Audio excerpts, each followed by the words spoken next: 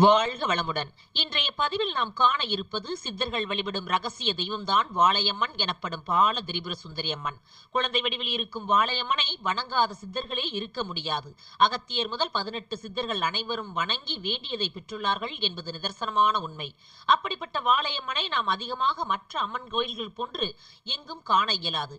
இத்தகைய சிறப்பு வாய்ந்த வாளையம்மன் சிவகங்கை மாவட்டம் காரைக்குடியில் போக்குவரத்து அலுவலகம் எதிரில் அமர்ந்து அருள்பாலிக்கின்றாள்.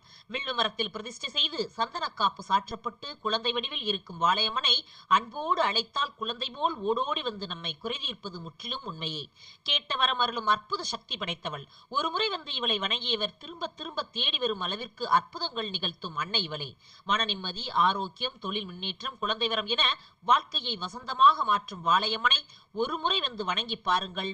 உங்கள் வாழ்வு உங்கள் வசமாகும். மேலும் இத்திருத்தலத்தை பற்றிய விவரங்களை அறிந்து கொள்ள கீழே உள்ள அம்புக்குறியை அழுத்தவும்.